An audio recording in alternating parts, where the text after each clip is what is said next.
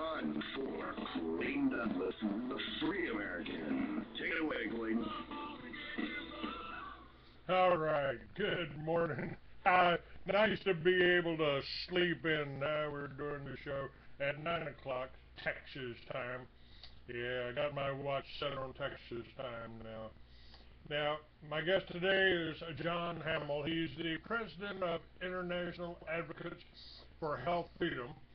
He became the study director for the IAHF Live Blood and Cellular Matrix Study as a way to encourage the health freedom fighters of the world to do the simplest and most effective thing humanly possible to defend their health and to oppose Big Pharma and the New World Order.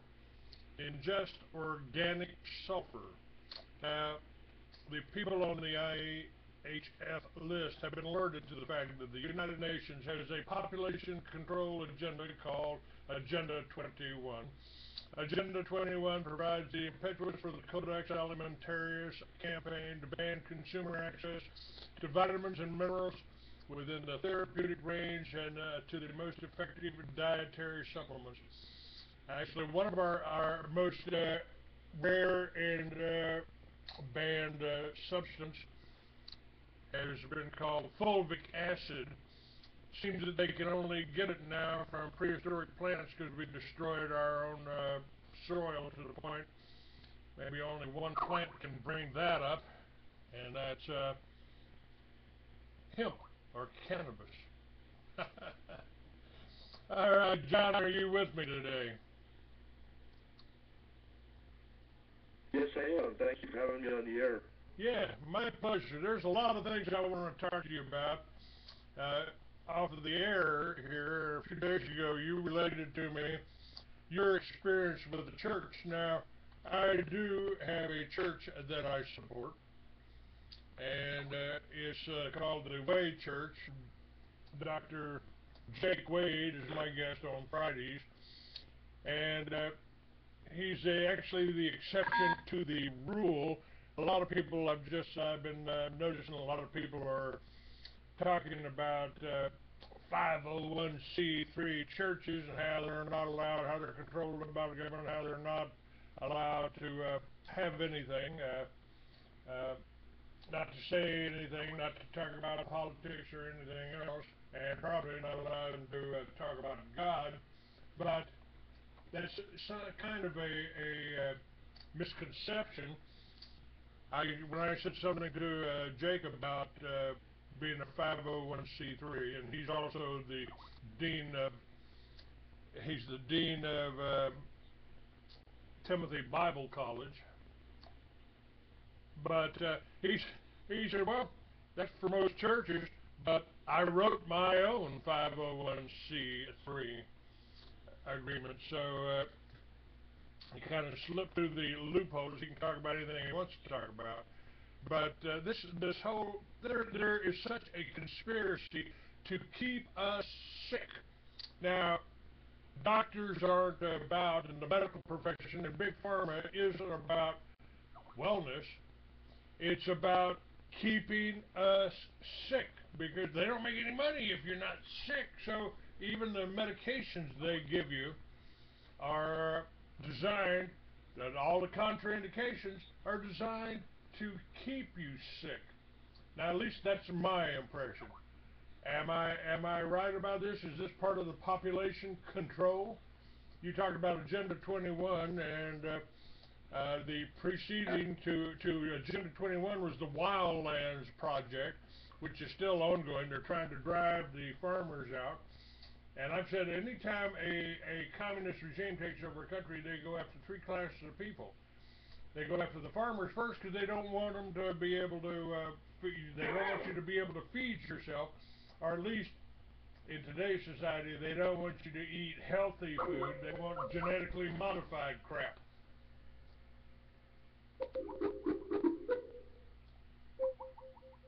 Okay, I got a problem, a little thing up here says problem with the call. All right, it's back now. John? You with us, John? Yeah, what happened? We just lost Clayton there for a minute. Go ahead, John. Hopefully you heard All of a sudden my little everyone just rap. cut out. Hopefully you heard my little You, rap you, here I about. could hear most of it, and your voice cut out. Yeah, I totally agree with. Yeah, that was a good introduction.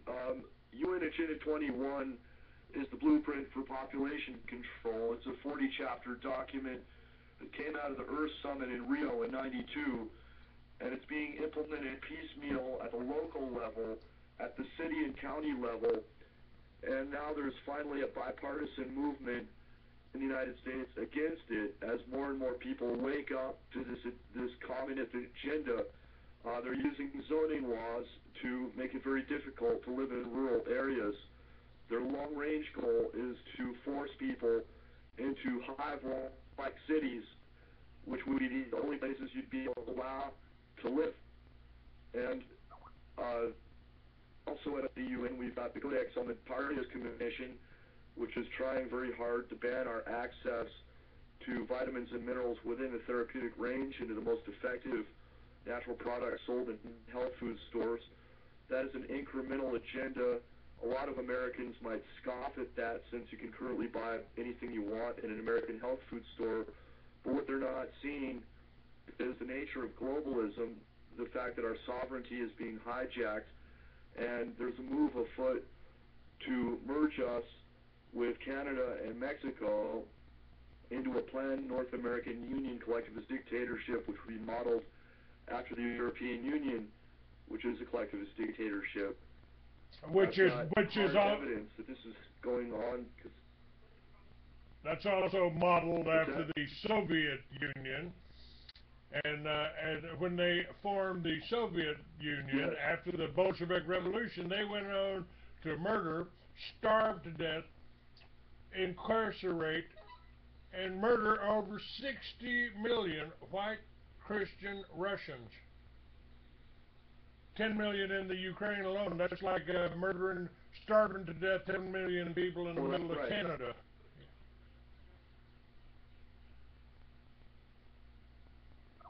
That's right. Every time gun control has been instituted against the people by a government, genocide is always followed in every case.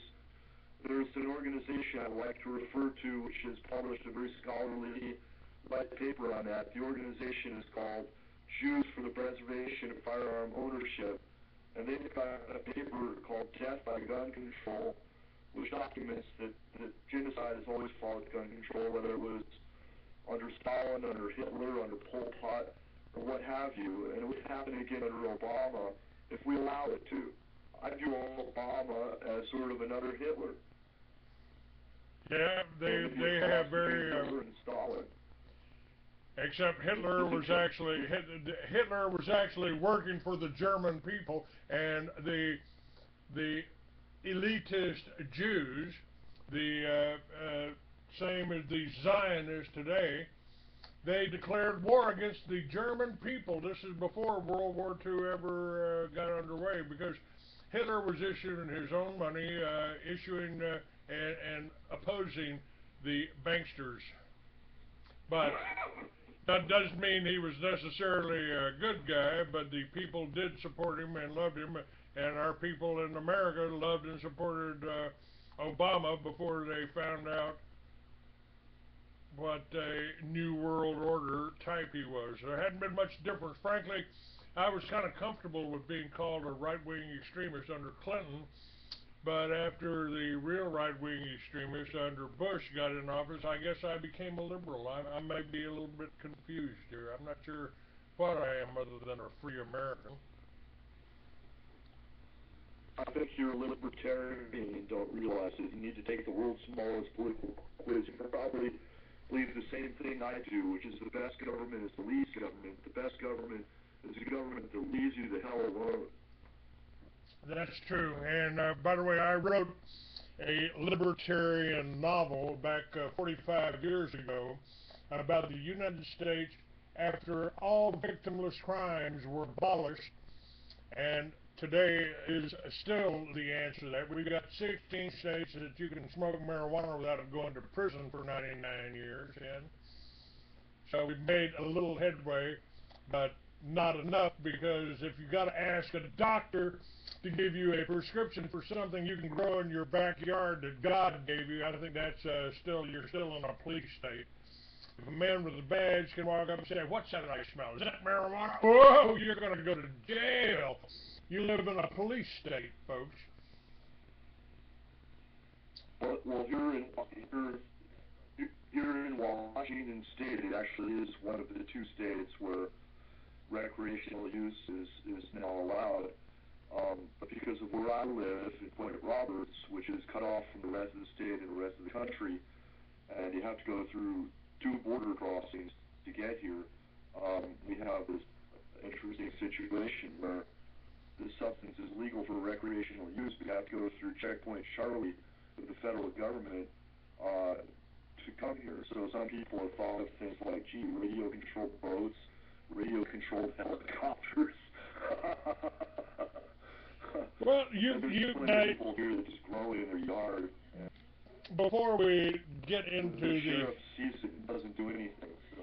Before we get into the health aspects of sulfur, which I find interesting, we know that cannabis cures cancer. And Phoenix, you can go to check PhoenixCuresOut.com. Run for the Cure. Rick Simpson. He's been on my show before. Good. What's that? You broke up a little bit. I'm sorry. Yeah, I'm glad you have Rick Simpson on your show. He's a good guy to have on your show.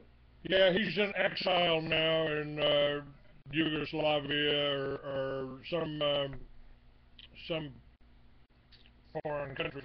He was driven out of Canada, and Canada is one of the few places you can actually grow hemp these days.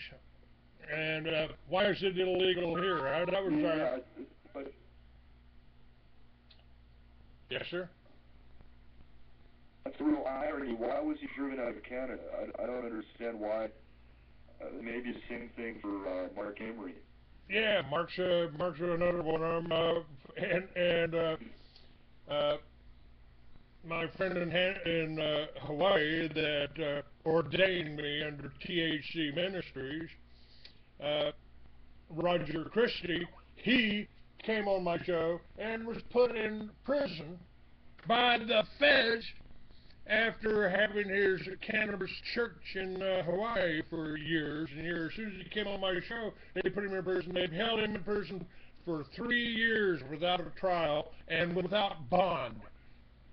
So, yeah, the war on cannabis, and it's because it does cure cancer. I was really excited about it when we passed the medical marijuana law in Arizona. I said, wow, this is going to be really cool, man. For the first time in 40 years, 45 years, I may not be a criminal anymore. How cool is that? I was really excited about it.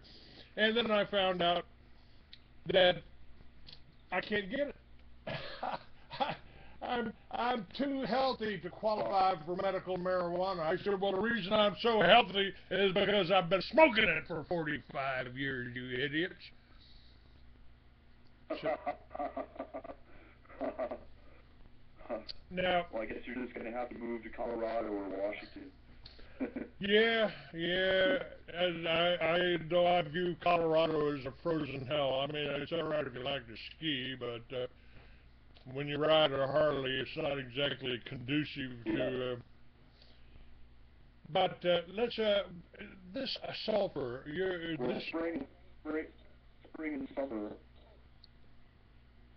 Yeah, spring and summer is nice up there, and I am of the firm belief that as a citizen of the Republic of Texas, we should never have given Colorado the Rocky Mountains.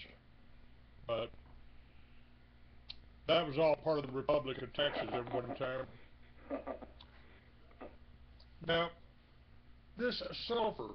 I didn't know that. Yes, sir. Yes, sir. Yeah, check out the history of Texas. I mean, we're still the one state that can secede and we have over 150,000 signatures suggesting that we do that. But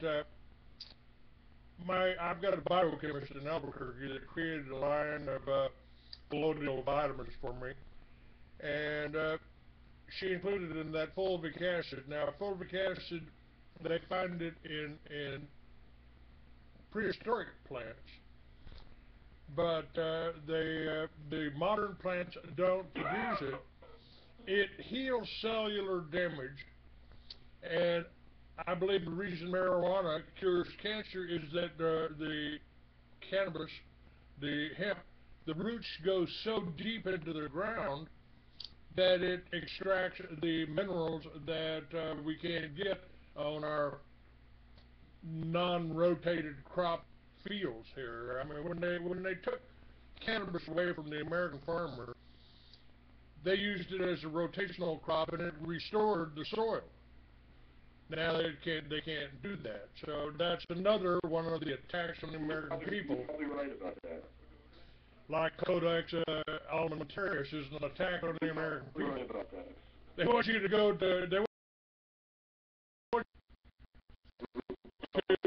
to get vitamin C or vitamin E or vitamin B. They want you to go to a doctor and get. That's a pharmaceutical industry again.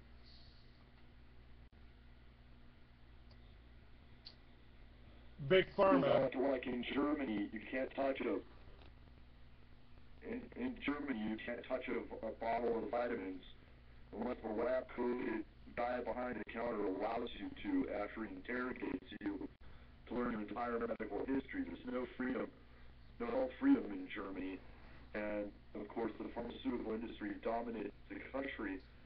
That's why Germany is the host country for the UN's Codex Committee on Nutrition and Food for Special Dietary Use, which is in a process of banning our access to everything. And the European Union has, quote-unquote, gotten there first. They're getting more and more restricted all the time. And now we've got a bad situation on our northern flank where the Canadians are harmonizing to the European Union through the CETA trade agreement. And then through another trade agreement, they're harmonizing to China. So Canadian sovereignty is fast being destroyed, and the average Canadian isn't paying any attention. Now, I am involved with a lawsuit up there that has global importance. People can learn about it at naturalhealthfreedomcanada.com, and it deserves support from Americans because, quite frankly, if they don't win this lawsuit to stop the destruction of health freedom in Canada, what's happening up there as they harmonize to the European Union is going to come rolling across the border into the United States through the mechanism of the FDA's Trilateral Cooperation Charter with Canada and Mexico. And I know about this because the FDA used to have a whole section of their website devoted to it. They were just nakedly putting it in our faces to see if there'd be any blowback.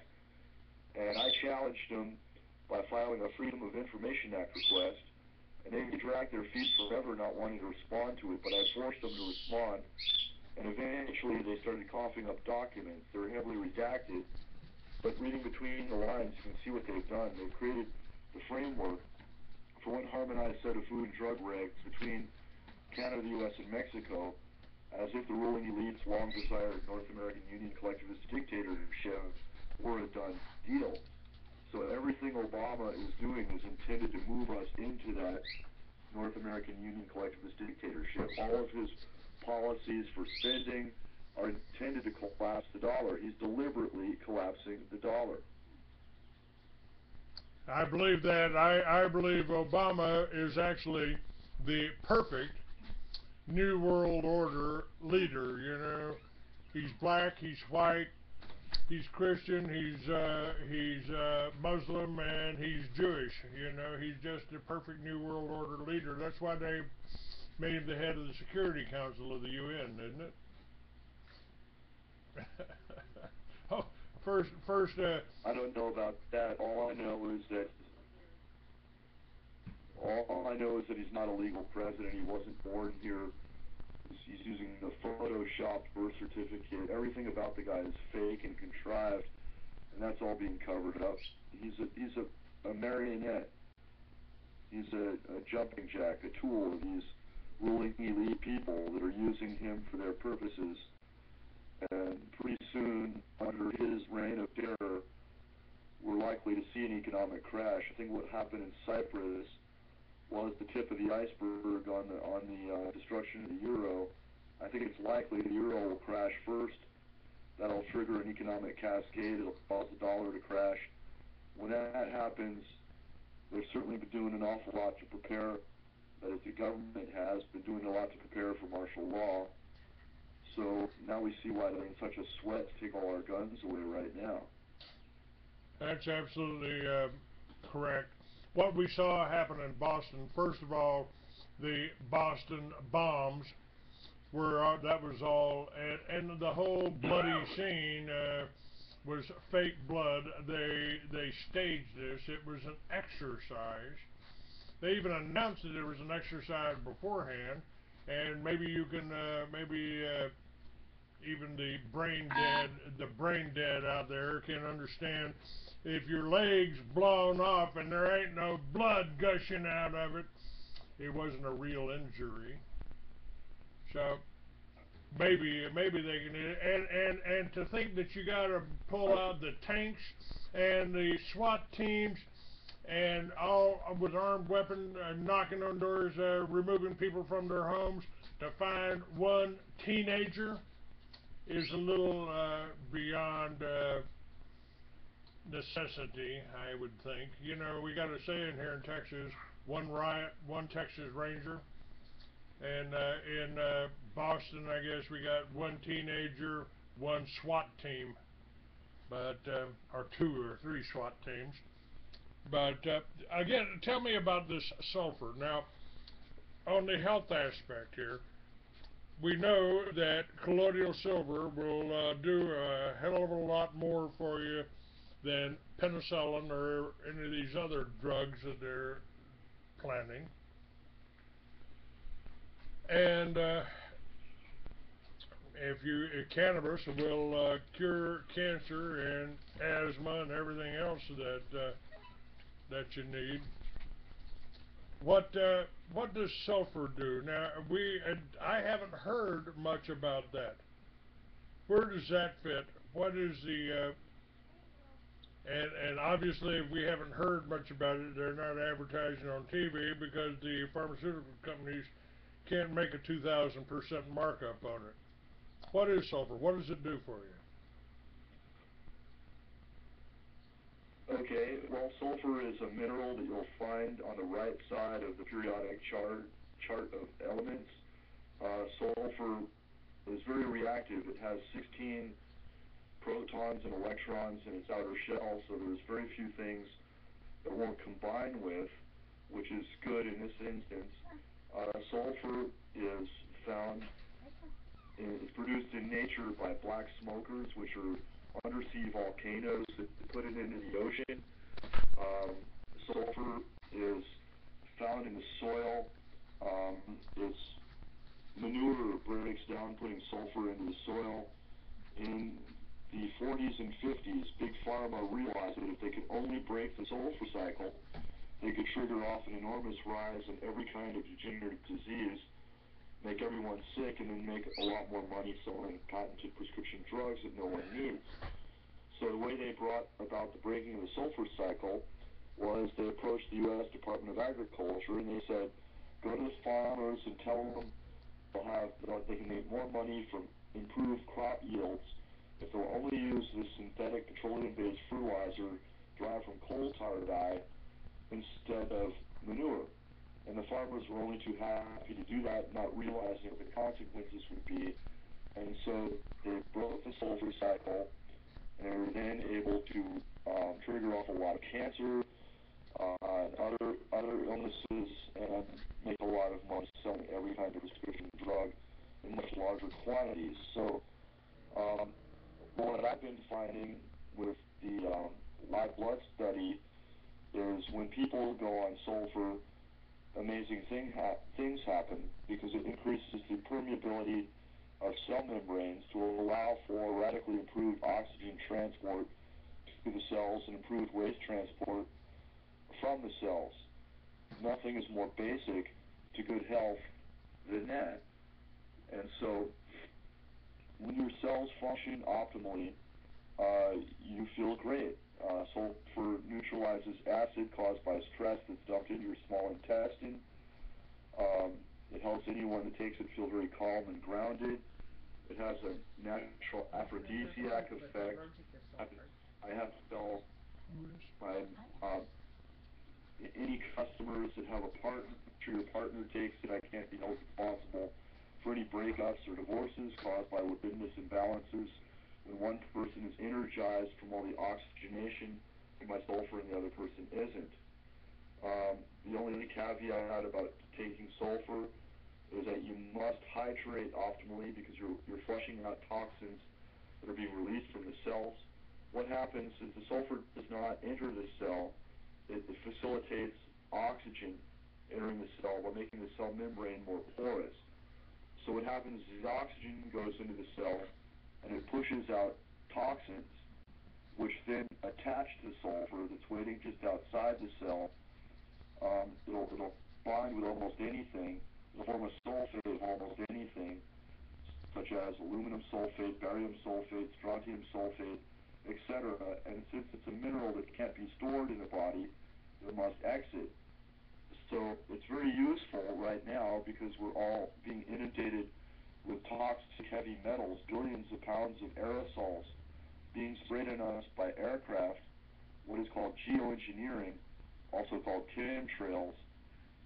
The geoengineers say in their conferences they're doing this spraying of aerosolized aluminum oxide and other heavy metals to stop global warming. They're saying that the metals are reflecting the sun's rays back out into space. Although some of that is undoubtedly happening, unfortunately, it's causing a blanket that's trapping the sun's heat close to the surface, so they're causing the very thing they're purporting to stop. So that's not the real reason. The real reason is brought out in Michael Murphy's film titled Why in the World Are They Spraying? As it turns out, the real reason for the spraying of all these chemtrails is there are patents for weather modification. They now have the ability to control the weather, to control when and where it rains, also to steer hurricanes to intended landfalls. There's a lot of information about this on the website of geoengineeringwatch.org. And the listeners should also watch the documentary film, Why in the World Are They Spraying? And they'll see this stuff about weather modification being one reason for the spraying. Another reason is population control. It is part of Agenda 21. The ruling elite don't want us to live to age 65. All the entitlement programs are bankrupt. They'd much prefer we check out sooner. So they're trying to help us check out sooner. So my sulfur helps you bypass their genocide program. It helps you to chelate all the heavy metals being sprayed on us by aircraft to safely remove all the barium, strontium, arsenic, mercury, and other heavy metals being sprayed on us. We're also being sprayed with desiccated red blood cells, antibiotic-resistant bacteria, a lot of really nasty stuff. It's causing Morgellons disease, it's causing cancer, it's causing asthma, it's causing a whole host of debilitating illnesses. Alzheimer's disease is usually increased because of all the aluminum oxide. They're really wreaking havoc with the spraying, and the average person looks at you like you're from Mars. All right. Got a problem with this call. Hold on just a second, folks. And we'll try to get that back. Don't know on whose end this is, but there we go. Now we're back. Just go ahead. We're back. Go ahead. I can hear you. I'm not sure if Clay could hear what I said. Well, just repeat the last what. Clay, I was talking about. Yeah, I was talking about all the heavy metals being sprayed on us by aircraft for chemtrails and how sulfur chelates all those heavy metals. It binds with them, and I was telling your listeners that they can go to geoengineeringwatch.org to learn about chemtrails. And I explained the ostensible purpose of these chemtrails is to stop global warming, but that's a lie. That's not the real reason, because they're causing the very thing they purport to be stopping. The real reason for the chemtrails chemtrails are weather modification. There's patents pertaining to that. Weather is publicly traded on the Chicago Mercantile Exchange. You can make money when you can control the weather. The military is using weather as a weapon. There's a declassified Air Force paper that anyone can read on the web. It's titled Weather as a Force Multiplier, Owning the Weather by 2025. Another reason for the spraying is so the scalar weapons will work. They're changing the conductivity of the Earth's atmosphere so that HAARP in Alaska, which is an array of microwave antennas, will work better. Using HAARP, they can do all kinds of things. They can communicate with submarines that are deep underwater by bouncing a radio signal off the ionosphere, which is the charged layer in the Earth's atmosphere. They can also trigger off earthquakes using HAARP, tsunamis. They can do a lot of damage with HAARP, but they had to change the conductivity of the Earth's atmosphere by spraying all these heavy metals so that it would work better. But now we're all in harm's way because of all these heavy metals, and so sulfur is a very useful tool because it'll combine with anything. It's very reactive, as I said before. It's got 16 electrons and protons in its outer shell. There's very few things it won't combine with, so it facilitates the oxygen entering the cell and pushing out these heavy metals, which then bind with the sulfur outside the cell wall. And because sulfur is a mineral that can't be stored in the body, it must exit, so it pulls all these toxic metals out of us. Now, I have a friend that says... So everyone right now really needs to be using it because... I have a friend here that says she's allergic to sulfur. Yeah. Is that common, or is that a rarity? No, she's not allergic.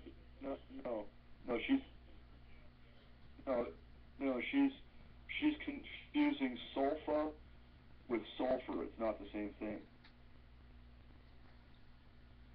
Confusing sulfur with sulfur? Email me at jham@iahf.com. Sulfa is S-U-L-F-A. It's not the same thing as sulfur, which is S-U-L-F-F-U-R. Okay. Sulfa and sulfur are not the same. Okay. I can email her complete info on that for her satisfaction. If she were really allergic to sulfur, if she were actually allergic to sulfur, she wouldn't be able to eat foods containing sulfur like broccoli, cauliflower, collard greens, eggs, garlic.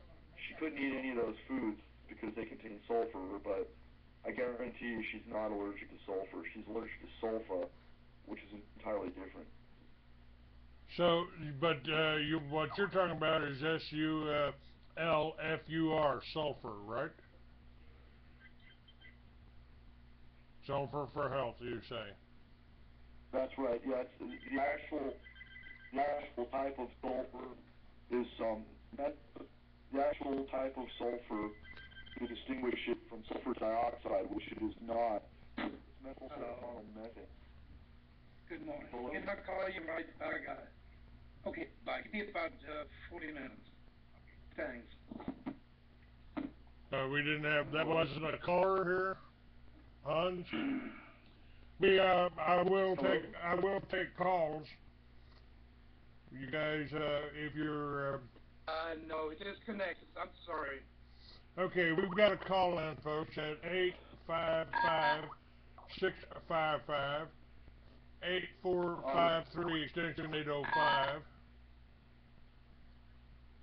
And we also have a call-in number at 347-688-2902.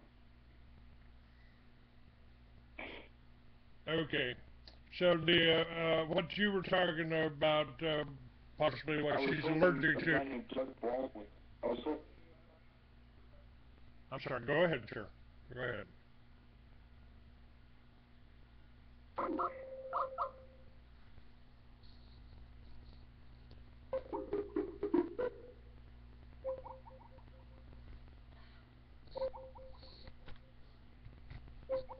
I'll get her the complete details on that. Yeah, you can send that to me. So. Yeah, and then you can give it to. Yeah, that's no problem. Um, I was actually hoping a guy might call in named Doug Baldwin. I don't know if Doug is out there listening. Doug, for many years, has been my good friend until I said something that really pissed him off in my last alert that I sent out. Doug is gay, and he's very angry at me right now because of my last alert. I said something about the gay agenda. And I tried to make clear to him that I didn't have nothing against individuals because of their sexual orientation. But there actually is a gay agenda, and it ties right in with Agenda 21. And he got so pissed off at me for saying that he demanded I issue a retraction, public retraction, as a condition for my continuing to have his support, his tech support with my computer problems. And I told him, Doug, I don't respond to those kind of politically correct demands. You know, that kind of thing just pisses me off, whether it's made by anybody, you know, it doesn't just not just because, you know, you're gay. If an Obama supporter were to make a similar politically correct demand, I don't go by that. In fact, I explained to him about what happened with me with the Trinity Church here in Point Roberts, where, you know, it's not an actual Christian church. What it really is a Marxist social club. And if you don't adhere to certain social norms, they get very upset and they throw you out of there, which is what they did with me. Yeah, I want to talk about that. I had to leave, and then for good measure, they sued the Whatcom County Sheriff. I want to talk about that. That's I find really interesting because I support, and because I'm the political science director for the Timothy Bible College, and because I'm a member of Dr. Jake Wade's The Way Church. You know, I mean, we have these discussions.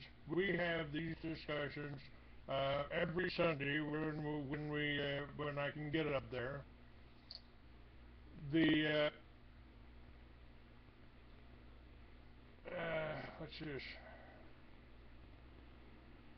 Okay. Anyway, if we have great discussions about that. Everybody that comes to the church can put in something while Dr. Wade is teaching. Now, at your church, you had you got up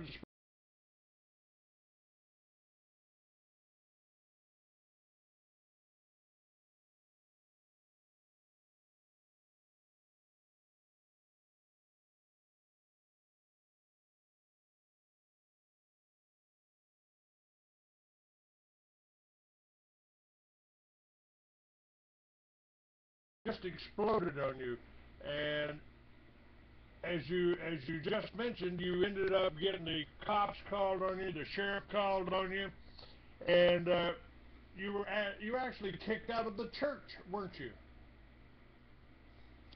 I'd like to hear that story. We've got 20 minutes in this hour. We've still got another hour.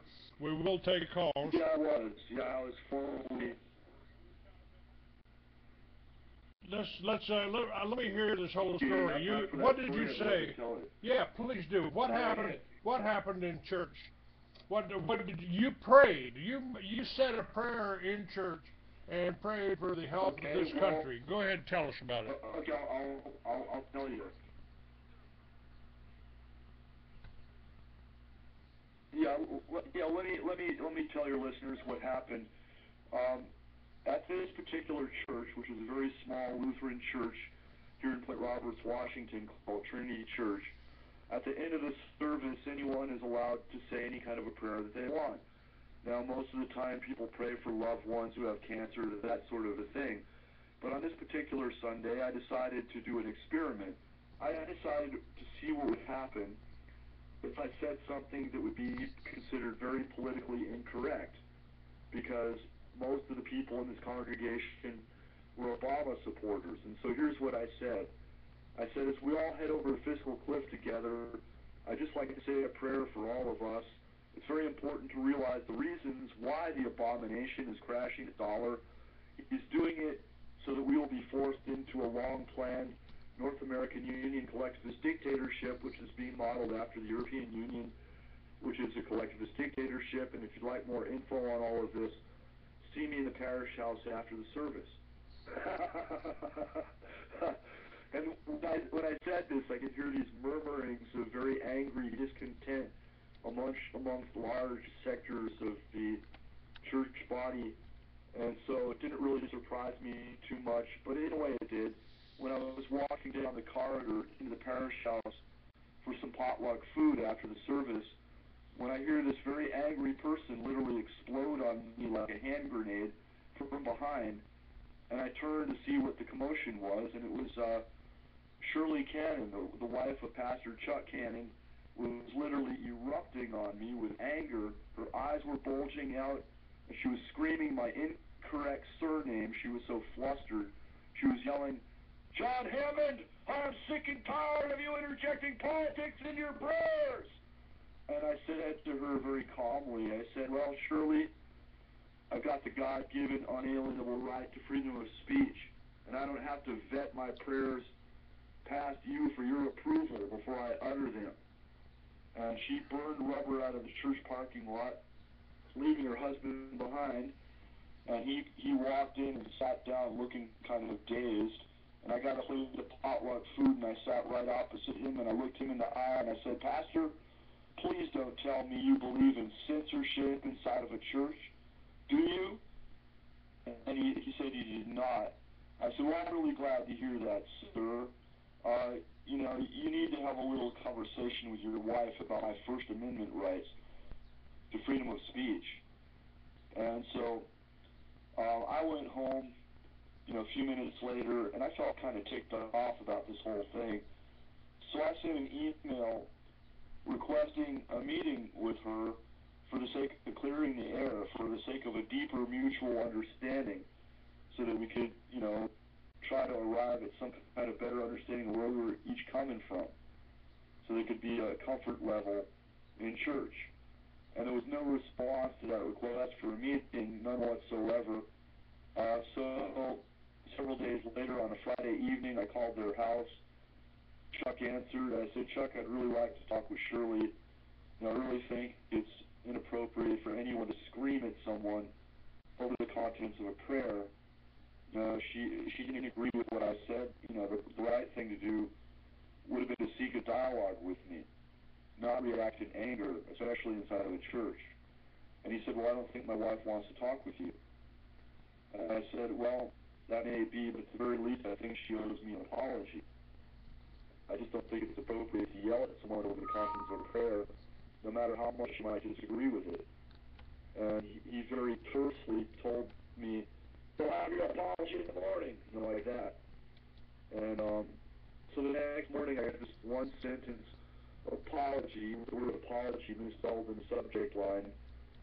And it was about the most insincere apology that I've ever seen. So I accepted the apology by return email, but reiterated my desire for a face-to-face discussion, and I provided a lot of information to back up what I had said in my prayer. And one of the things I said in there, because these people are rabidly anti-Second Amendment, in fact, the Lutheran Church on a whole has a position very much in favor of gun control, which I didn't realize until after I'd been kicked out. But I cited the State Open Carry Act to them in the belief that if I wanted to, I could openly carry into a church. That turned out to be incorrect, which I realized the next morning after I reread the law again. I realized, well, a church is a private body. You can't legally open carry into a church, but anywhere else in the state of Washington, you can open carry. And I wasn't trying to be threatening when I said that. I was just trying to create awareness.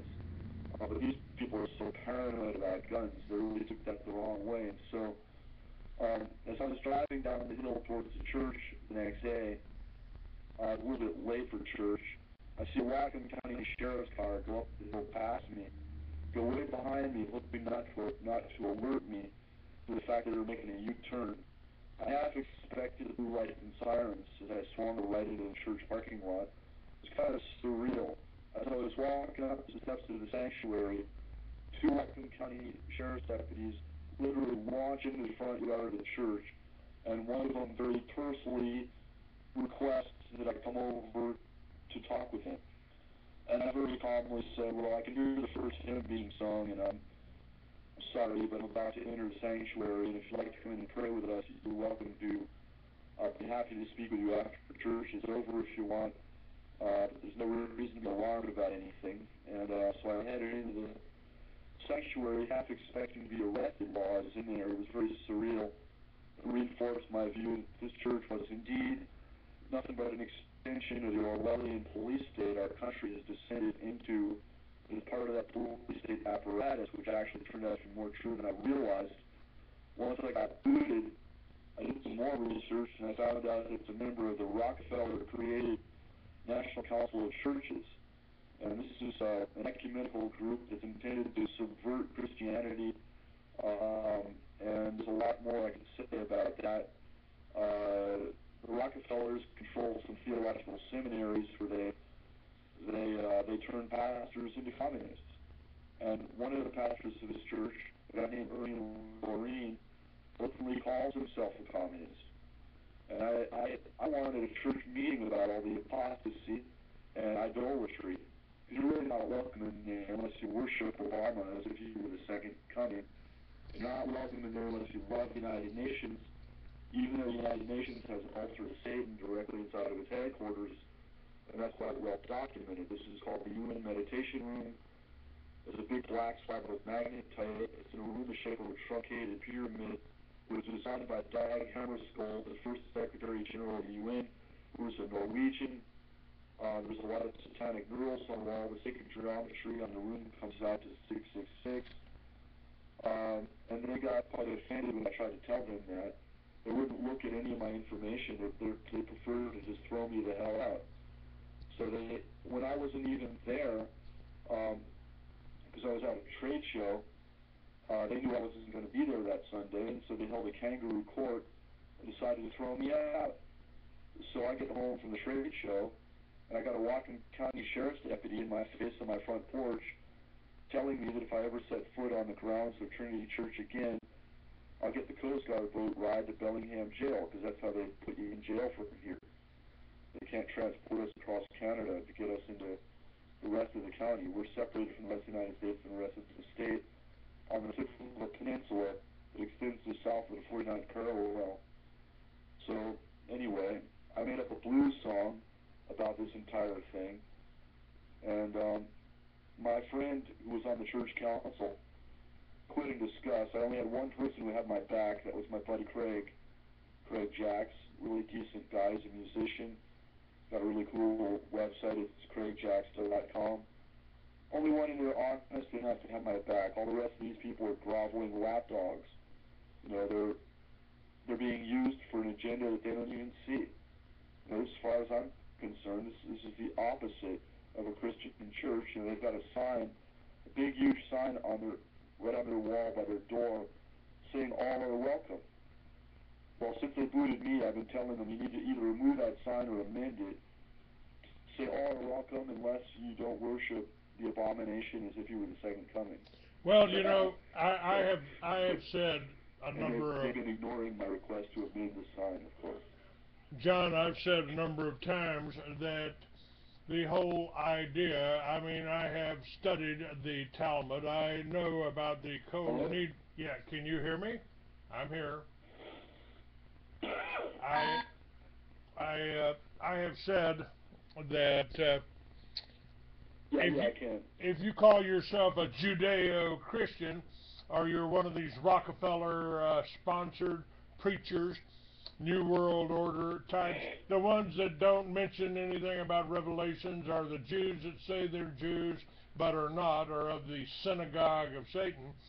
If you quote Jesus, if you try to tell people what that Jesus said, you can do what I do and more, then if you oppose that, you call yourself a Judeo-Christian, you might as well say I'm a satanic Christian, thank you.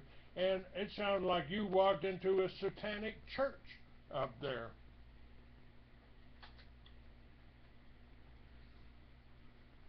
Is that possible? That's exactly what happened, and yet I was blind to it myself until yeah, absolutely. I was blind to the whole thing until what happened, and then that opened my eyes, and I began to realize a whole lot of things I didn't realize before.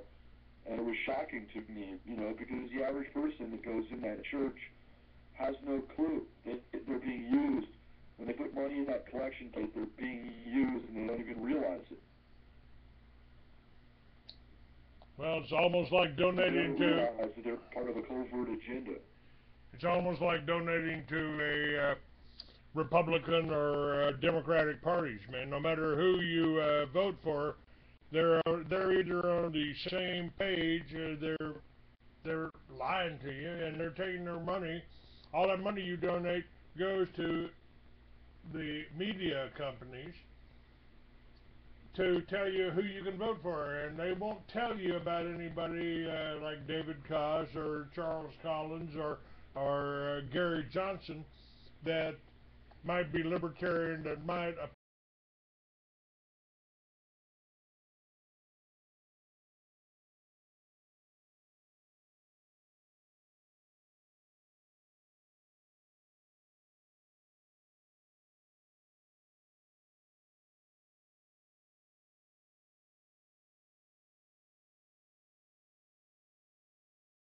A libertarian, not a Republican or a Democrat. That the problem with Republicans,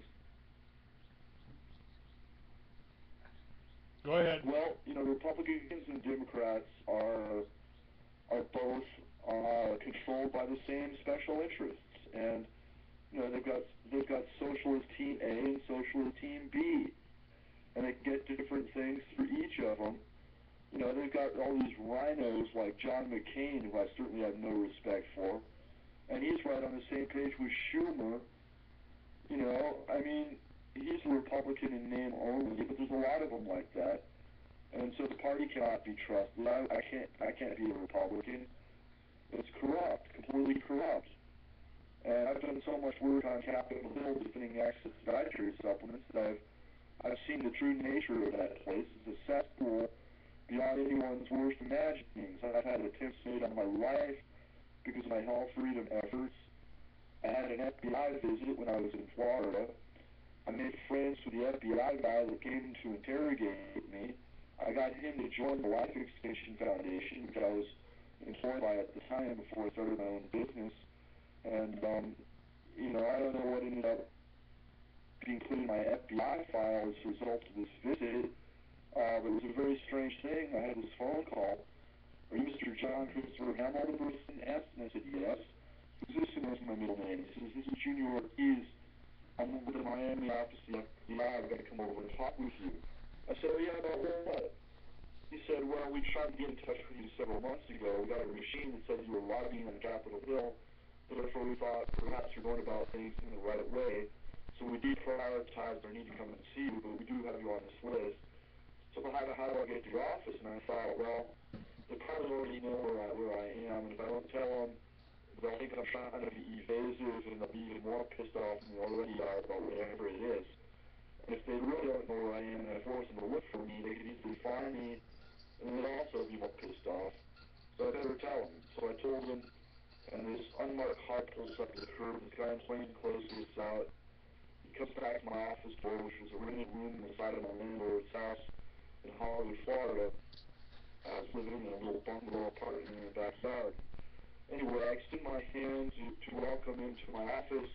Much to my surprise, he did not shake hands with me. He draws his gun from his shoulder holster, drops out into a defensive crouch, both hands on his outstretched weapon aimed right at my chest, while he scans the rooftop for snipers.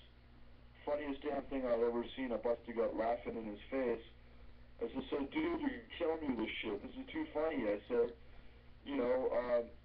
why don't you put the gun away, come on in, have a cup of tea, and tell me what brings the FBI to my door, And so he kind of sheepishly puts the gun away, and I invite him in and offer him my swivel chair, and I pulled this metal chair out from the wall so I could sit down, and I said, what's the earth-shaking big deal? So he whips out this email, and he snaps it in my face, not as a drumhead so I could see it's got full headers, and he angrily demands to know if I've sent it. Well, I looked at it, and I'm kind of incredulous, and I'm thinking things like, gee, everything in that is protected free speech. Does it now against the law to send emails? Does it really come to that? And I said that to him. I said, look, man, what's the big deal here? Everything that's protected speech, how are you alleging I broke the law? violated Title 18. I could run you in for this. I said, Title 18, don't make me laugh. I said, isn't that the thing that's as thick as the Manhattan telephone directory? So much fine print in that you guys could round someone up for any reason at all if you're pissed at them. That's the one, he said. I said, oh man, this is absolute BS. I said, look, I'm not going to hurt you. I said, you seem kind of nervous about me with that gun and everything, but I'm not some dangerous guy. I don't know who you think I am. But it's okay for you to take your eyes off me and turn and look over your left shoulder at that document front tacked to the wall behind my computer. I said, do you not swear an oath to hold that against all enemies, foreign and domestic? And he nodded. Clearly puzzled is where I'm going with this. He said I was in tip-top shape. I said, were you Special Forces before joining the FBI? Were you a SEAL, a Ranger, or a Green Beret? And he nodded. I said, you go to the gym? It was obvious he did. He nodded. I said, you use amino acids like L-arginine, you get ripped like that. He nodded again. I got really pissed off. I said, I'll tell you what, man, you got 3 seconds. Either apologize to me for wasting my time like this, or get out of my office, because I don't have to take this crap. I'm on the front lines in a war, defending your access to these battery supplements so you can be a healthy, safe FBI agent. And here you are in my face over something you don't even know anything about. And I had a 30-06 on the wall with a scope. I pointed to the rifle. I said, you see that rifle? And he nodded. I said, well, I'm as good a shot as you are. My dad was a SEAL. And he started teaching me to shoot when I was a young kid. I said, so I think it'd be really good if you and I just buried the hatchet and became friends. Maybe go fishing together out in the Everglades or something like that. Because, I don't know who you think I am, but I'm not some bad guy. And his tone changed, and he got, he started to try to interrogate me. I just still didn't like his tone. I said, you change your tone and become a lot more friendly, a lot quicker, or else this interview is over. You got no reason to hold me. You can't arrest me. I haven't done anything. And so he calmed down and, once again began asking me about myself. And I told him all about myself and about how I had kept the principles of Life Extension Foundation out of federal prison by building the world's only FDA Holocaust museum that had exhibits that documented the numerous ways in which the FDA killed Americans. And we had to build this because the feds had done a guns-drawn raid against Life Extension Foundation, looking to bury those guys under the prison for just selling vitamins and for getting in the FDA's face in a way they didn't like. And so, in the end, the feds dropped every single trumped-up charge, and those guys won, and it never had to even be put on trial. And it was my museum exhibits that terrified the feds because they realized that if they took those guys into court, those exhibits would be part of a transcript that the media would have access to, and they didn't want to take that chance. And so, anyway, I told this guy all of that, and I said, here, take these articles I wrote, put them in my FBI file. Speaking of which, I said, you can't even get access to a good portion of my file. You don't have a high enough security clearance. I don't? He said, no, you don't. Why is that? He said, my dad. I said, your dad? He said, yeah, I told him my dad was the world's foremost expert on the internal guidance systems of ICBMs and shipboard anti-missile systems. My dad had a dual career. He was an electrical engineer at Bell Telephone Labs. He was the captain in U.S. Naval Intelligence. He was a Cold Warrior. He was one of the reasons why the Russians never dared launch on us, because they knew they were technologically outclassed, and they didn't want to be glowing in the dark. And I told him that. And his whole demeanor changed. I became friends with this guy. He joined the Life Extension Foundation, wanting to use our really good quality supplements. He was just a cog in a machine. He's not a bad guy. He was just ordered to come and interrogate me by someone above him on the food chain who didn't like what I was doing, and they wanted some intel on who I am. Anyway, I told him all of that. After the last time I saw him, we went fishing in the Everglades, the death threats began. It was always on a Friday, always at 3 o'clock. There were 3 weeks apart, 3 of them. Same person each time. Demanding I remove my video footage of Dr. Yetley from the FDA breaking the law that I shot at a Codex meeting in Germany. I was pushing for congressional oversight on Codex. He didn't want me to do that. He was punctuating his message by clicking a pistol in the phone each time I told him to F off. The third time I was so mad I broke the phone because this guy was screaming at the top of his lungs. That's the wrong way for anyone to approach a guy like me. I do the opposite. when anyone tries to force me to do anything. And that's Doug Baldwin. If you're listening, that's the reason why I didn't kowtow to your demand that I apologize publicly for my comments in my last alert, to which he so strenuously objected because he didn't like my referring to the gay agenda.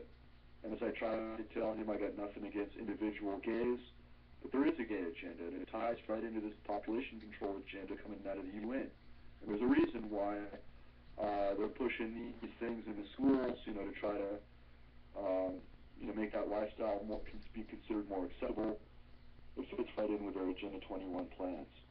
And if he doesn't like my saying that, I don't really care. It's the truth. The truth must be told.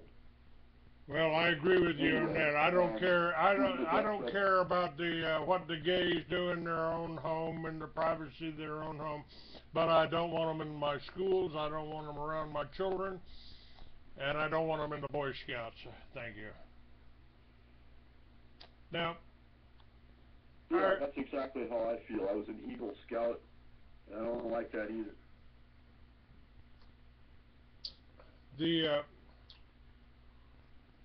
Are you there? Yeah, I'm here. Hans, what happened to our top of the hour thing? I want to tell people that you need to support Revolution Radio. It's supported by a donation. It's totally listener supported. We don't have advertisers on here, so we can get you the information that we want. You won't hear any commercials for pharmaceuticals. You might hear one for guns. You might hear one for my books, but I'm supported by donations also. Now, your sulfur. This you do have that available. I do have links up on my website to that, and so yeah, tell us about this. What does this sulfur cost? What does it do? Give me the whole scoop on that, because I understand everybody's got to make a living, and I appreciate you sent out emails to, and I'm going to request this from all of my guests from now on, because you've set the standard for it. You sent out emails telling people about this show, telling people that you'd be on this show, and I support anything that's good for people. I'd like to try your sulfur, and if I can help you promote that, and if it's good for people, I need to try stuff.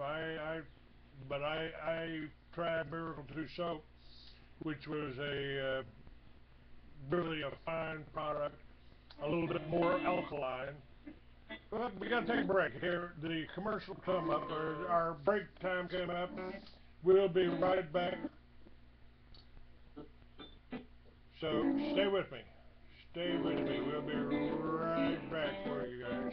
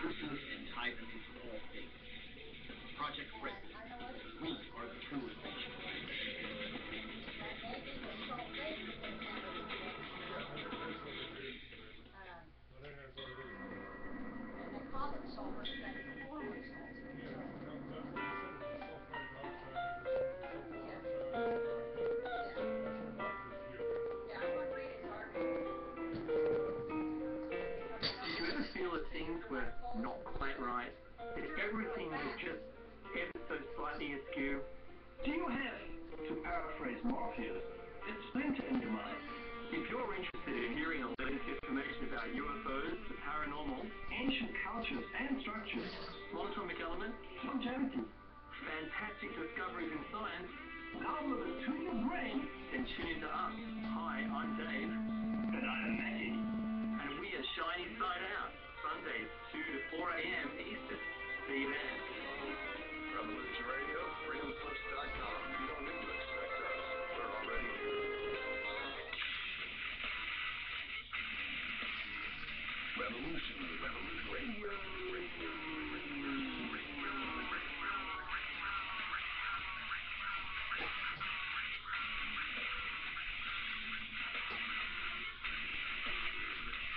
You don't see it, do you?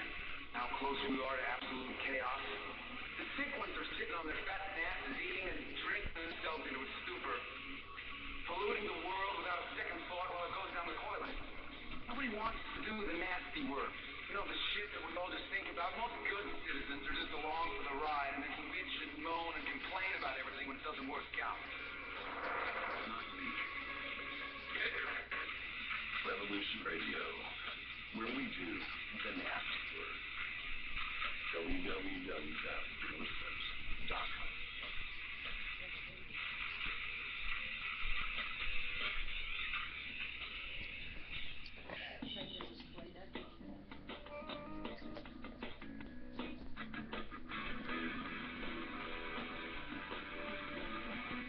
From among Jordan and streaming globally across the World Wide Web, catch the fetch every Saturday at 10 o'clock a.m. Eastern Time for Inside the Eye Live, intelligent media for the politically aware.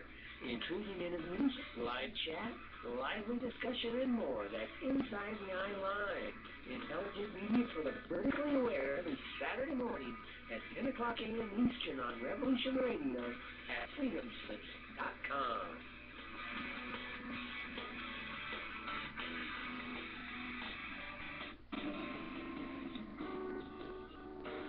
Ladies and gentlemen, every Monday, Wednesday, and Friday at high noon Eastern, you can catch the Mississippi master of the market, the Crow. That's right, be here for exclusive midday breaks and all the market action. Join the futures guru himself for a live, in-depth look into the financial forecast. That's the Crow's Market Launch Box every Monday, Wednesday, and Friday, right here at 12 noon Eastern Time on Revolution Radio and freedomslips.com, where information never sleeps.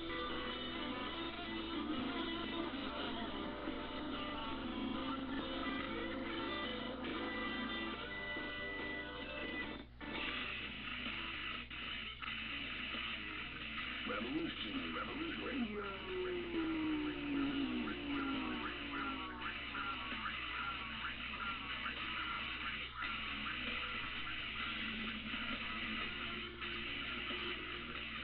You don't see it, do you?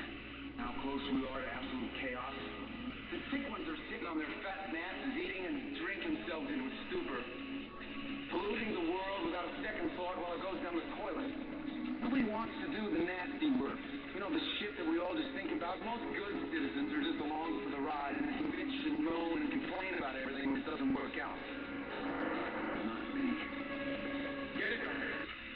Revolution Radio, where we do the nasty work. www.freedomslips.com.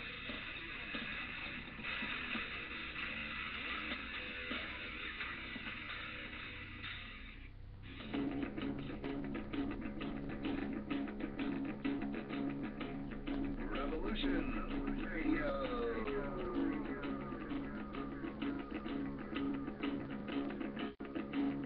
You're listening to Revolution Radio, freedomslips.com, 100% listener-supported radio, and now we return you to your host.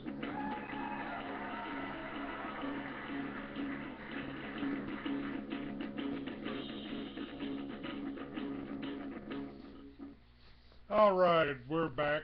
My guest today is John Hammell, and We're talking about sulfur today. We're talking about the whole New World Order. We're talking about the way they are trying to control you, politically correct, trying to control what you think, how you think, what you say, how you communicate with others. And probably one of the reasons I am so feared and hated amongst these people, I just I don't go along with the agenda. I am not programmed by the television. That's exactly what it is.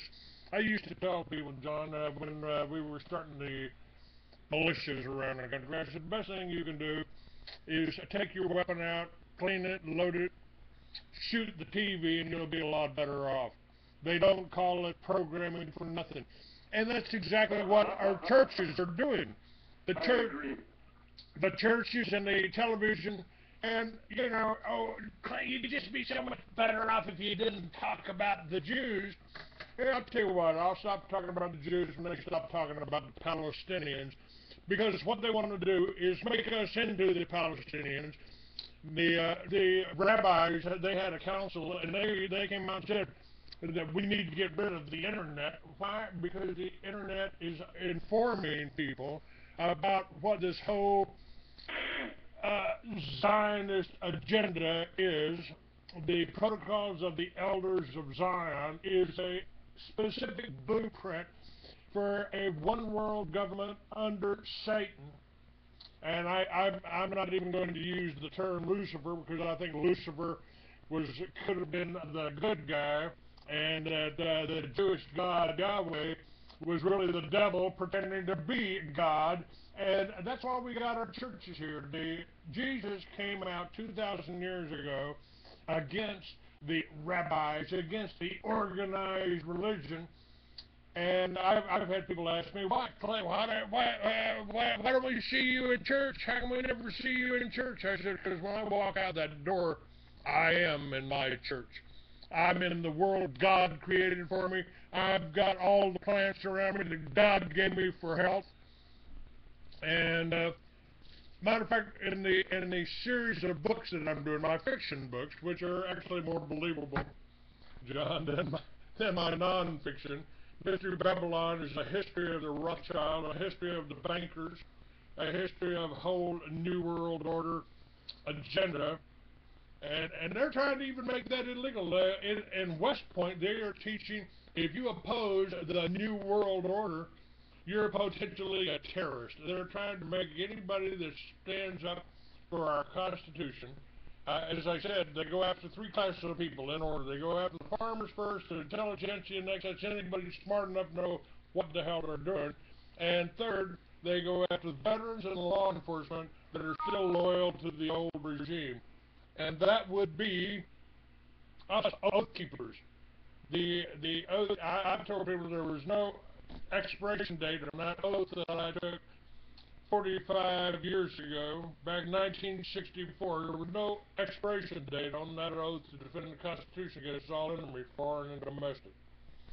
And this whole New World Order scam that they call Department of Homeland Security, that's another Soviet, Bolshevik, Zionist plot to control what you think and to imprison any dissident that may not go along with one world government of the bankers, by the bankers, and for the bankers. And that's what we're facing here. That's who our enemies are. It's the banksters. And our founding fathers, Thomas Jefferson in particular, informed you, told you 200 years ago that if you ever allow a private bank to issue your money, the banks and the corporations that spring up around them will leave your children homeless in the land that we conquered. That's where we're at right now, today, folks. 2,000 years ago, Jesus warned you about the Jews who say they're Jews but are not, or of the synagogue of Satan, and these elitists. When I talk about the Jews, and I will do that rather than refer to them as just Zionists, because Zionists weren't around when they murdered Jesus, and they didn't want anybody coming against organized religions, you know, and it's a battle we've been fighting for 2,000 years. The Bible told you it was a battle of principalities, and I believe you've become aware of that, John. That's why you've been targeted. And it's your churches. A lot of times it's your churches and your neighbors and your family that are coming after you when you try to tell them what's happening in America, isn't it?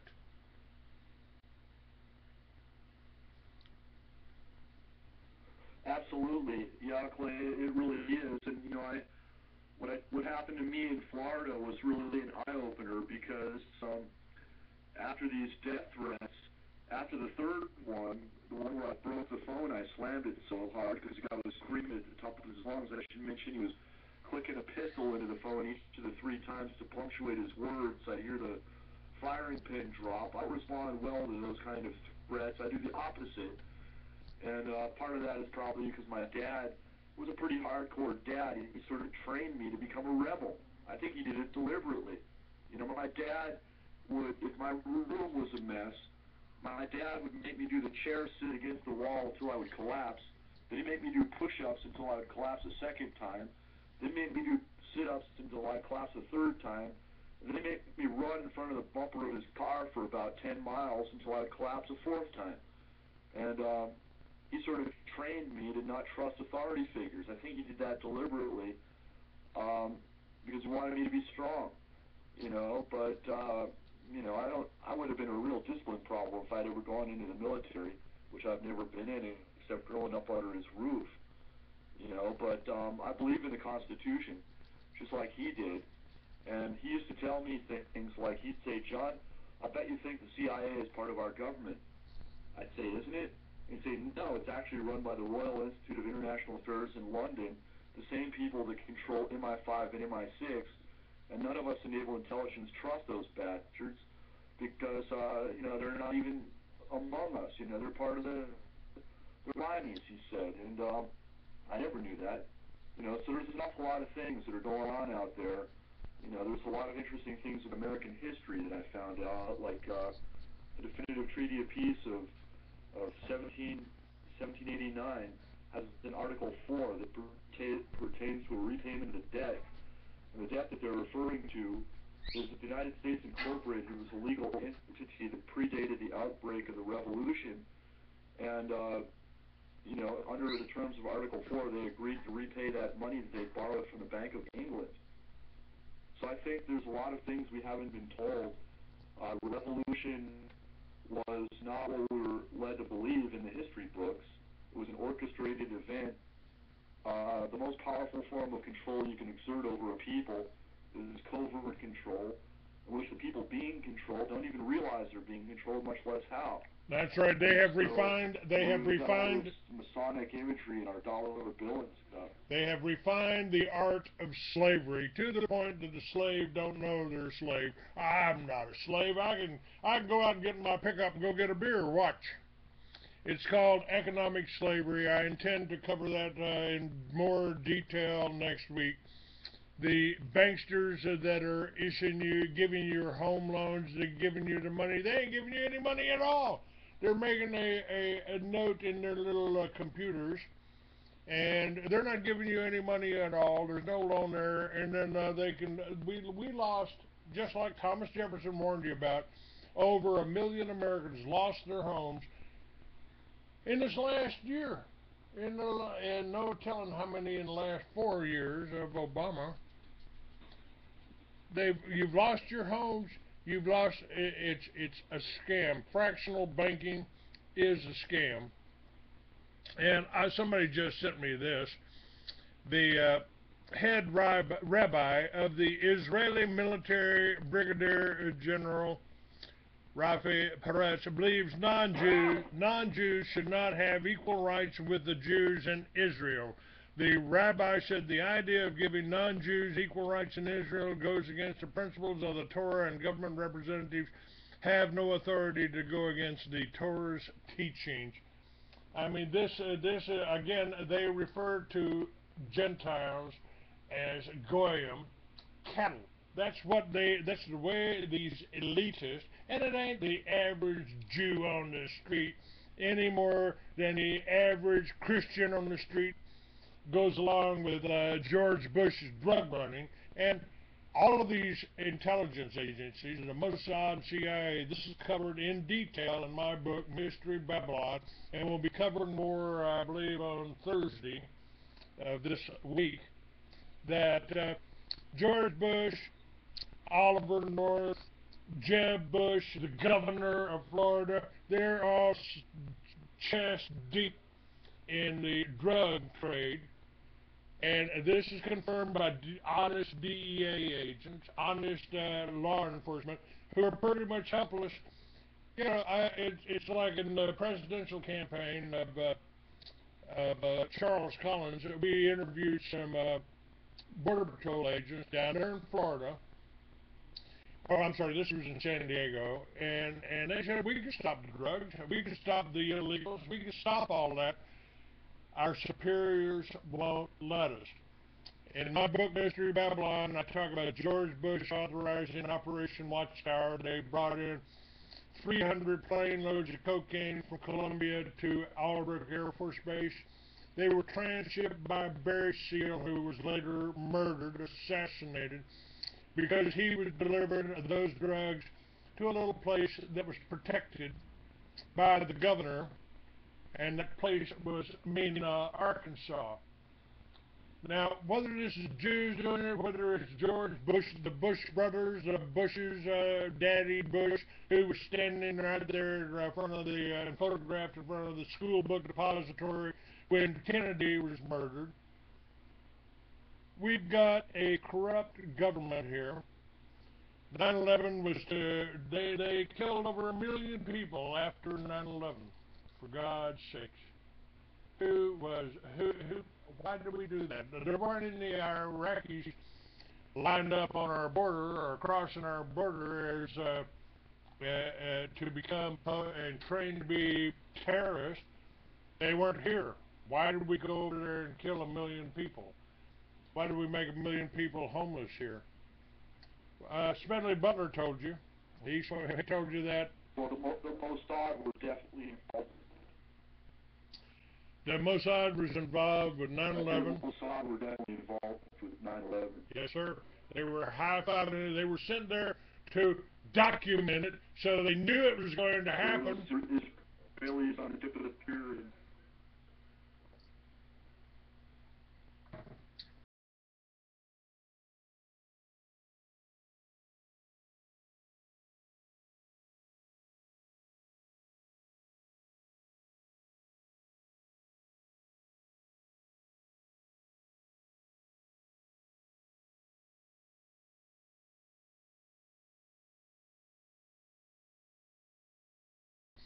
For financial criminals like Mark Rich, who was pardoned by Clinton. It ain't Republicans or Democrats. They're all controlled by the bankers, because you can't, the bankers bought the media companies. Rothschild bought Reuters News in the 1900s before television. So they control what you know. The sinking of the USS Maine helped start the Spanish-American War. There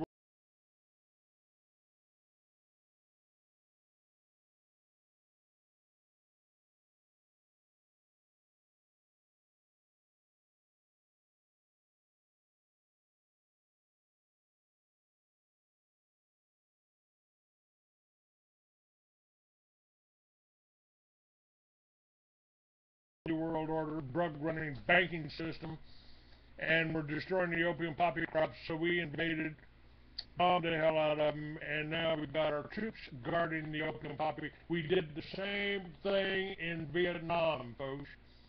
We didn't go over there to win a war against communism. Every plank on the Communist Manifesto has been intact here in America since they murdered the Tsar and installed the Federal Reserve System in 1913 here in America. That's how deep the rabbit hole goes. And what about the USS Liberty? You know about that play? Yes, sir. The USS Liberty. They killed almost, wounded almost 100 American soldiers. And guess who called that back? LBJ, Israel's best friend, recalled the jets that they sent to protect the USS Liberty. I just did a show about LBJ. And LBJ was you know what the first act of LBJ was as president? He recalled the money that John F. Kennedy had issued with Executive Order 1110. They recalled all of that money. I've got one of the few $5 bills left that says United States notes with a red seal, not a green seal, and it says right along the top, United States note. So, wow, that's quite a thing to have. That's cool. 1110, look it up. 1110, he issued United States notes, and they murdered him over that. And LBJ was already in their pocket because LBJ was Jewish. He was secretly Jewish. He was one of those Jews that say they're Jews, that don't say they're Jews. What do they call them? It just slipped my mind. But they pretend to be Christians. They pretend to be Christians like the Bushes, you know, and some of them don't even pretend like Eisenhower, who killed so many Germans. What's that? Like the Rockefellers. Yeah, the Rockefellers. I mean, they were listed in the Jewish who's who, but they don't admit to being it. Yeah. Yeah. And the you talked about the Queen and Social Security being on the Queen. The Queen has to ask permission to enter the city of London. So your whole gold thing. Who sets the price of gold? When Roosevelt ordered Americans to turn into gold, gold was set. The price of gold was set by the United States government at $16 an ounce. And as soon as you turned your gold into the bankers to keep from going to jail, they doubled the price to $32. Today it's $1,600, and they decided, one of the Rockefellers raised a little flag on his desk in the city of London to decide what the price of gold is going to be. So when they want your gold, when they want you to sell your gold, they manipulate the price. And the whole bankster thing is manipulation of the currency. It's all a scam to take your money, to take your homes, to take your property, and to take your job, so you can't pay for the homes that you've bought from them on credit. What a scam! And let me jump back to the whole drugs. The CIA and the Mossad. This is covered in my book, and it'll be covered next Thursday. The CIA and the Mossad were bringing the drugs into this country. They sell it to your children or you, and then they know who's got it, just the same way they know who's got the guns, because you registered them, you fool. They know who's got the drugs, and if you don't cooperate and you're not a good guy, then they can bust you and put you into forced labor, so you can work for IBM or Hewlett Packard for $1 an hour, maybe 25 cents an hour, whatever they want to give you to assemble the products. I mean, even Arizona even bragged about it. We make more than just license plates. We compete with everybody, with every honest American out there, with a prison system. Anne Rand had it absolutely right when she told you the government has no control over honest citizens, so they have to make criminals out of it. This is what the drug laws are about. The government is bringing the drugs in, selling them to you, and then arresting you for it, so they can pay for their whole police state agenda, which is slave labor. They tell you about China, but they don't let you point out here that our whole criminal justice system is in fact criminal. You're right. Absolutely. Now, look at what they're doing to our southern border. They're turning it into a sieve because they want their North American Union dictatorship, so they're not allowing the border guards to do their jobs. In fact, if you're a border guard on a Mexican line and you do your job, they'll put you in jail like they did with Campos and Ranios. I helped. We did benefits for them in Jose Campion. I put them on the cover of my magazine and dropped off a bundle of magazines at every border patrol between Texas and California. And we got them out. We got them pardoned. Good for you. Nacho Ramos, we put it on benefits for him. The bikers put it on benefits for him in Phoenix, and raised enough money to keep his house. He was on my show a few months back. I'll try to get him back on, see how he's doing now. But that's right, man. I told him. I said hi, okay? I'll do that. I told these border patrol agents when I stopped, I'd give them a bundle of magazines to take back to the office with Jose's picture on it. And I told them, I said, now remember, boys, remember, he did something wrong. They did something wrong. And when they looked at me a little strange, I said, aim for the head. Don't shoot the drug dealers in the ass. That was their only mistake. That was their only mistake. And now, what I told people, and my message to Obama was similar to what Reagan said to Gorbachev. Tear down that wall, Mr. Obama. Tear down that wall between us and Mexico. It ain't here to keep the Mexicans out. It's here to keep us in. Tear down that wall and replace it with tables. And then abolish all the laws against victimless crimes here. Let anybody that wants some pot or some cocaine or some heroin go down there to the border. Let the Mexicans or the Colombians or the Peruvians bring it up here, lay it on the table, pay a duty on it when they put it on the table, and let Americans buy it and take them back and use it how they want in their own home. If you want to shoot up heroin, just put this little bell around your neck so we can find you if you OD. Why should we pay $50,000 a year to keep somebody in prison, to feed them and clothe them and incarcerate them, to use them as slave labor? Why should we, the citizens, have to pay $50,000 a year to incarcerate these people? Let them kill themselves if they want. Arrest them if they rob or they steal. But if you can go down and buy it direct from the producers, then you don't have the profit motive that the CIA and the Mossad fund all of their covert operations over. And I wrote books about this 45 years ago.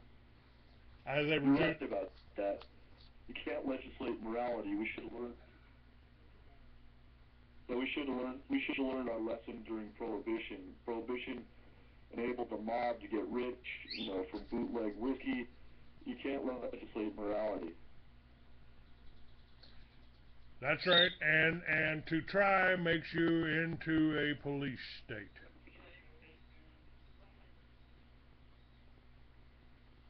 Yep.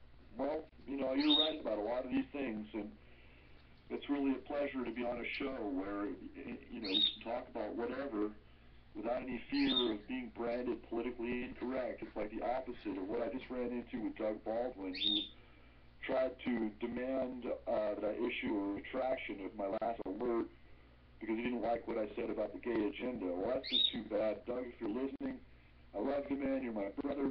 You're great at doing computer work. I got nothing against you because of your sexual orientation. I just don't like the gay agenda. And if you don't think there is one, you're wrong.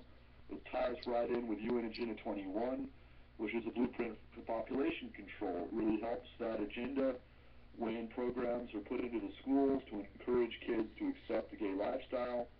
It would help them if they could get Boy Scouts of America to accept gay scoutmasters. I'm sure the North American Man-Boy Love Association, NAMBLA, would love that because they'd get their pedophiles in their scoutmasters. That doesn't sit well with me, but I've got nothing against people being gay. Whatever they want to do in their own homes is fine with me, but they can keep their agenda out of the Boy Scouts and out of the schools. Hey, I can identify a little bit. I've always kind of felt like I was a lesbian trapped in a man's body, you know.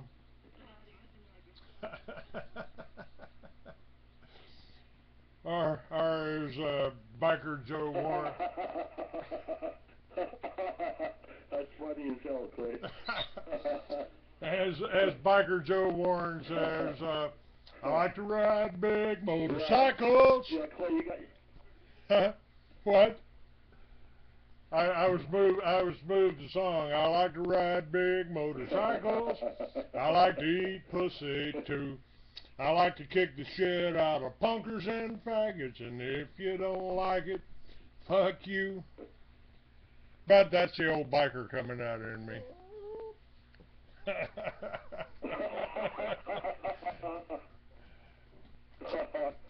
Well, I guess I'm politically correct to the point where I don't use the F word. You know, but I just don't like it when people try to tell me what to do because they don't have any respect for my First Amendment rights. And I didn't expect this from my friend Doug. I thought we were friends. Obviously, I crossed the line with him, so he doesn't consider me to be a friend anymore. Sadly, he now considers me to be his enemy in a culture war. Well, you know, this culture war is rather shocking, I think, when you really take a close look at it, because Albert Pike, who was a real influential Freemason, was a Satanist, and he was also gay. And, you know, the Freemasons, you know, they're pushing for a world government, and their agenda is rather frightening. You know, they want to microchip us all. I have a friend named Sue Ford, like I told, who's writes under the pen name of Bryce Taylor, and I spent a week at her house in South Carolina picking her brain about her whole experience escaping from the CIA's MK Ultra mind control program. And she wrote a very good book to warn us all called Thanks for the Memories, The Truth Has Set Me Free. That book is available on Amazon. And there really is a move afoot to crash the dollar and line us all up into food lines and microchip us as a condition to be allowed to buy, sell, and trade. Now, NSA has got this huge fusion center in Utah where they're looking to monitor all of our communications in a big, heavy-handed way.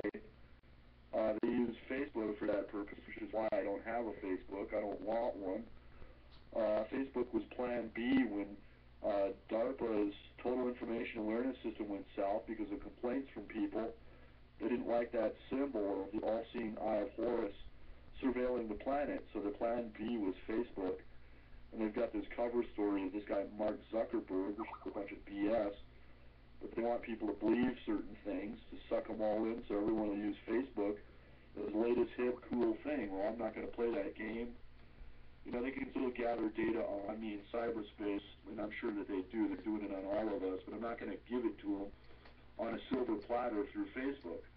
And, you know, it's amazing what goes on, Clay. I mean, I wonder, you know, where this is going to end up in its final conclusion. You know, where the New World would like it to end up is all of us being forced in these hive-like cities where you don't touch a thermostat, where every aspect of your life is completely and totally controlled, where you can't be out of the country growing food. So through Agenda 21, they're trying to change the zoning laws to make it very difficult for farmers, make it very difficult for anyone in a rural area. And you know, I can see the writing on the wall. You know, I'm sure there are probably guys inside of Fort Meade monitoring my communications. In fact, I was wondering about that since I've been on your show for a while. Your audio was so faint I could hardly hear you, and then all of a sudden you're coming in like gangbusters, and I'm wondering if that might have been some kind of line interference caused by our friends inside of Fort Meade, because often when I'm on a phone call, my phone will just get hung up on by people listening in. And so I was wondering about that. You know, I don't want to sound paranoid. It's just that It's happened too many times for it to be a coincidence, where I'll be on a phone call with somebody talking about something the really elite don't like, and I'll hang up on my call. And the other person was not on a cell phone, they're on a landline, I'm on a landline. And it's happened numerous times. So if there's any NSA folks out there monitoring this broadcast, I hope you're learning something, because I realize you're probably not a bad guy, but you're just a cog in a machine, kind of like that FBI guy into my door in Hollywood, Florida. He was a pretty decent guy. He just didn't realize what he was a part of. You know, he was a cog in a machine, and just a robot functionary. And there was a lot of real good people that are at the FBI, and they're not all monsters, you know. They're being used in a way they don't understand. Most of them, I think, are pretty good people. Well, I've always said when I gave a lecture at Conspiracy Con or any of the preparedness expos, I hope if there's FBI in here, you're certainly welcome here. You're certainly welcome to come in here and listen to what I got to say, because we both took the same oath. We all took the same oath to defend this Constitution against all enemies, foreign and domestic. And I'm not going to pull any punches about it. I will tell you the truth. And if you don't want to hear the truth, a lot of people are afraid. They're afraid to do that. They don't even want to know about the chemtrails. One of the strangest things that I've ever seen was in Phoenix. I had just come out with my film Chemtrails, the video, which is still available, and I had a picture of them spraying on the cover of my magazine.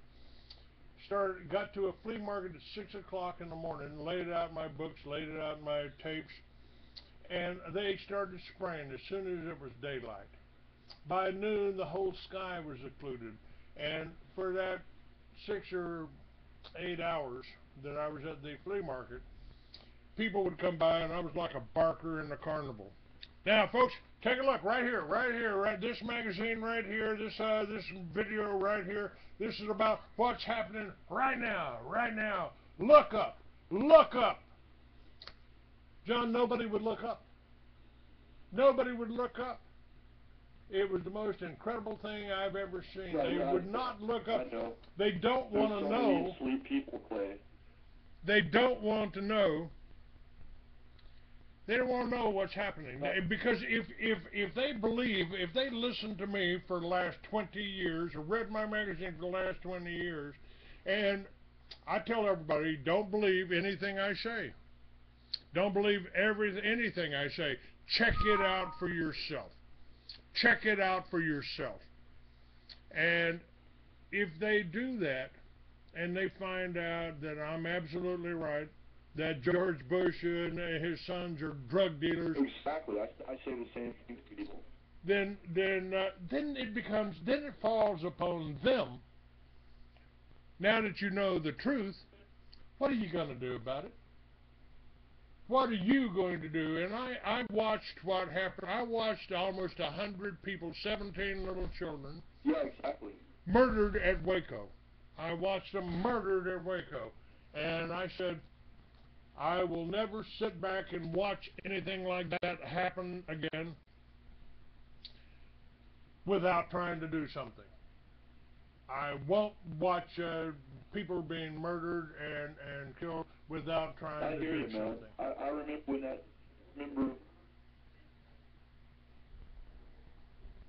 I feel the same way. When I saw that, I thought this is the most evil thing that's ever happened inside of Ruby Ridge. Remember Ruby Ridge? I know Randy Weaver, and that was another, you got another situation there. You got Bo Greitz saying, oh, I saved Randy Weaver. Well, that's true. That's true to an extent.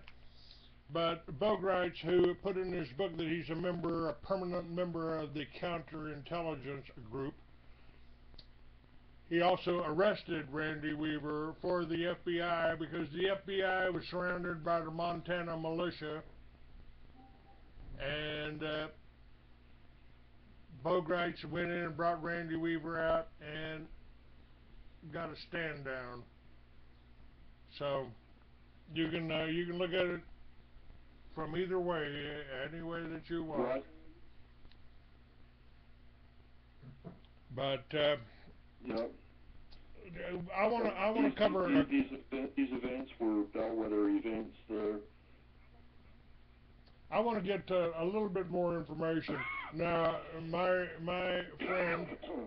friend, she was prescribed sulfur by the doctors, but was that a sulfur oxide? Is that different from what you had? Because she had an allergic reaction to it, so she's afraid of trying to take sulfur or even thinking about it. I guess because she had a pretty severe reaction to it. What did the doctors give her? Was it a sulfur oxide or? Okay, there's a difference between. Go ahead. There's a difference between sulfa, SULFA, and sulfur. I will email you the complete info that you can give to this person. All right. Sure. I mean, It's a different molecule. Not the same thing. Not the same thing at all. If she were allergic to sulfur, she would not be able to eat foods like eggs and broccoli and garlic because these contain sulfur. I doubt very much that she is allergic to sulfur. A lot of people are allergic to sulfa, and they confuse the two. They're not the same. I'll get you the complete info about that. You can get it to her. all right. Have you ever heard of this fulvic acid? This is a plant I'll also extract. I'll send you I have some. Yeah, I have some. It's good. It really is. It definitely is a good, it's one of the better supplements out there. And I've been using supplements for over 30 years. My life was saved through orthomolecular medicine, a suppressed alternative treatment mode after mainstream medicine almost killed me. So my life was saved through vitamins, minerals, amino acids, trace elements, probiotics, digestive enzymes, and herbs taken on the basis of lab work. I had to smuggle vitamins into the last hospital I was in and hide them in a cavity gouged up from the underside of my foam mattress. I had to take the vitamins secretly while modeling toxic medication, which I spat down the toilet where it belonged. After only 3 weeks on the vitamins, I was doing so much better. The doctors gave me a full medical discharge while wondering which of their drugs were helping me when it was none of them. And so that's how I became a naturopath. I had to become my own doctor in self-defense because the mainstream guys almost killed me. I was driven out of college by so-called schizophrenia, spent 4 years locked up and stayed in private psychiatric hospitals and spent time in jail because of these biochemical imbalances. And the drugs don't help with this problem, but the vitamins really do. Dr. Eli Wallach was my over 30 years. Dr. Eli Wallach did Dead Doctors Don't Lie, and he was trying to tell us 20 years ago Right. that it's the minerals. If you're taking the proper combination of minerals and you're eating the right food. I know doctors who have cured themselves of cancer simply by changing their diet. Now tell me about your company here. What does your company sell? What do you have? Let's cover that because you're linked on my website. But we've talked a lot about the New World Order today and a lot about the assholes in the government. Let's talk about what you've got and what you can do. And folks, keep in mind while you're listening to this, I do have books for sale. I do have videos for sale. And if you make a donation or go to my website and click on the shop.freeamerican.com, you can order any of my books, any of my videos, hard copy or PDFs. You can get that, and that helps keep me on the air, helps keep my internet system going. And same thing with Revolution Radio. They do not take advertising. We don't interrupt our shows with commercials like all of your other networks, and I'm not controlled about what I can say by the advertisers. So the floor is yours. We got 7 minutes left. Tell us about your company here and your product.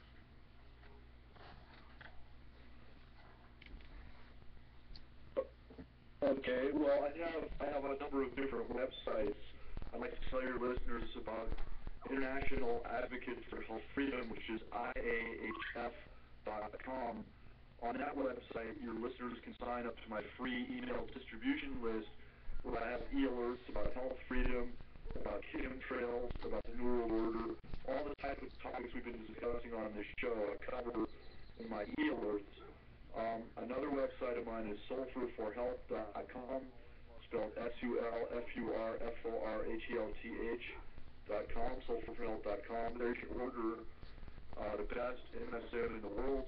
It's the only product that I sell. I started selling it to augment my meager income as a health freedom fighter because inflation was eating me alive, and I was going to have to stop doing my health freedom work unless I started selling something. So I chose sulfur because it is the mineral that everyone is deficient in. They're deficient in it because the sulfur cycle, as I said earlier, was deliberately broken back in the 40s and 50s. We all need sulfur, especially to chelate toxic heavy metals that are now being sprayed on by aircraft.